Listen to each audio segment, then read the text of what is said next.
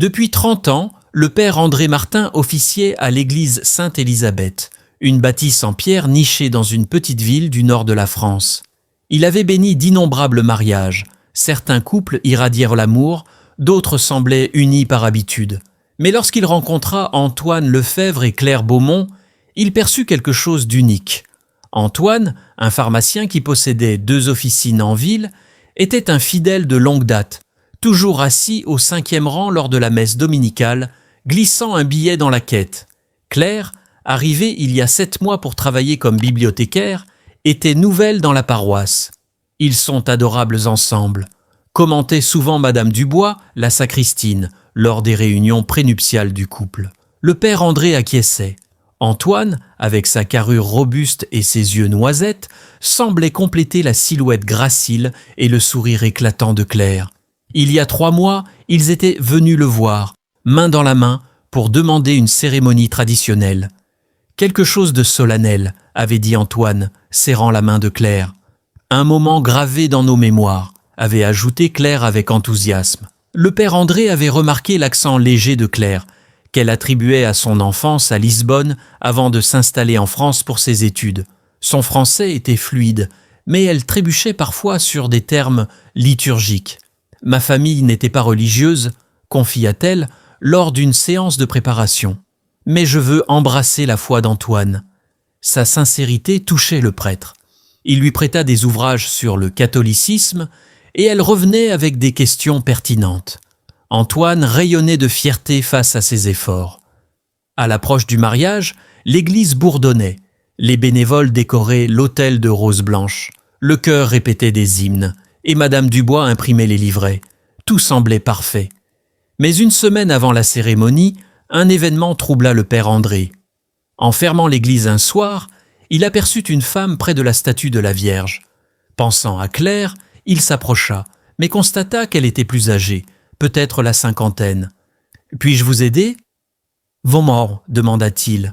La femme sursauta. « Pardon, mon père, je priais. » Son accent rappelait celui de Claire. « L'église est ouverte à tous, mais il est tard, » répondit-il doucement. Elle hocha la tête, mais avant de partir, elle se retourna. « Vous officiez le mariage Lefèvre-Beaumont, n'est-ce pas ?» Surpris, il confirma. « Je les connais vaguement, » dit-elle. « Ce sera une journée mémorable. » Son ton, teinté de mystère, le laissa perplexe. Elle disparut, la porte claquant derrière elle. Cette nuit-là, le père André ne dormit pas. Les paroles de la femme l'obsédaient. Était-ce une mise en garde ? Il se raisonna.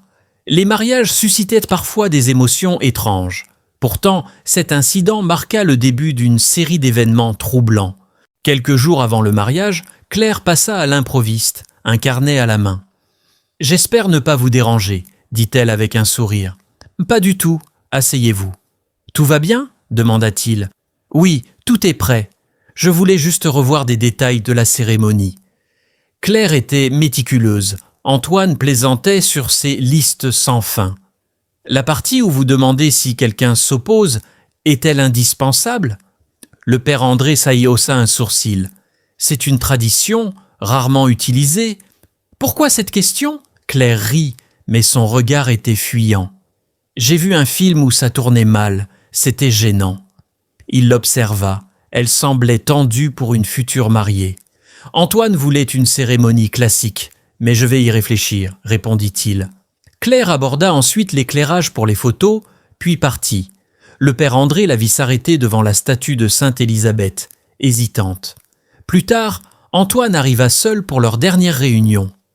Claire avait une réunion à la bibliothèque, expliqua-t-il. Quand le père André mentionna sa visite et sa demande, Antoine fronça les sourcils.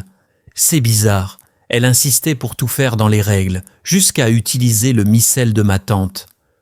Le prêtre sentit une pointe d'inquiétude. Peut-être est-elle nerveuse ? Suggéra-t-il. Peut-être, murmura Antoine, troublé. La veille du mariage, à minuit, le téléphone du père André sonna. Une voix féminine, à peine audible, parla avec un accent similaire à celui de Claire. « Mon père, vous devez arrêter le mariage. »« Qui êtes-vous » demanda-t-il, alerte. « Peu importe. La femme qu'Antoine va épouser n'est pas Claire Beaumont. La vraie Claire est morte il y a 2 ans dans un accident à Porto. » Il serra le combiné. « C'est grave. »« Avez-vous des preuves ?» Vérifiez son poignet droit. La vraie Claire avait un tatouage en forme de cœur. Cette femme le couvre avec des bracelets et demandez-lui la cicatrice sur son coude d'une chute à vélo à 14 ans. Elle n'en a pas. La ligne coupa. Le jour du mariage, l'église était prête, ornée de fleurs et de rubans. À midi, les invités arrivaient. Antoine, nerveux mais heureux, ajustait sa cravate. Le père André frappa à sa porte. « Comment vas-tu » ? « Anxieux, mais tellement heureux, » répondit Antoine. « Comment vous êtes-vous rencontrés » demanda le prêtre. « À la bibliothèque. J'apportais des dons de livres. Elle m'a offert un café. »« Et sa famille ?»« Ses parents sont morts. Son cousin est au Portugal, trop loin pour venir. » Dans la salle des mariés, Claire se préparait. Le père André frappa. « Tout va bien » demanda-t-il, notant le bracelet à son poignet droit. « Parfait, prête à devenir Madame Lefebvre, » répondit-elle. Il demanda à lui parler seul. « J'ai reçu un appel inquiétant. On m'a dit que vous n'étiez pas Claire Beaumont. » Elle pâlit, puis rit. « C'est absurde. » Elle ôta son bracelet, révélant un tatouage en cœur. Antoine le connaît. Le prêtre fronça les sourcils. L'appelante avait dit que la vraie Claire avait ce tatouage. Était-elle dans l'erreur ? Et une cicatrice au coude ? Claire hésita. C'était il y a longtemps, presque invisible. Son ton sonnait faux. La cérémonie commença. Les invités se levèrent pas en l'air pour les demoiselles d'honneur, puis Claire, radieuse dans sa robe blanche. Antoine, ému, lui prit la main. Le père André entama. « Mes bien-aimés, nous sommes réunis. » Mais il surveillait Claire, qui jetait des regards vers l'arrière. Puis vint le moment clé. Si quelqu'un peut montrer une juste cause pour laquelle ce couple ne peut être uni, qu'il parle maintenant. Silence. Puis les portes s'ouvrirent. Une femme d'une 50aine d'années entra. « J'objecte, » dit-elle, sa voix claire. Les murmures envahirent l'église. Antoine, confus, demanda « Qui êtes-vous » La femme avança. « Je suis Teresa Almeida, cousine de Claire Beaumont.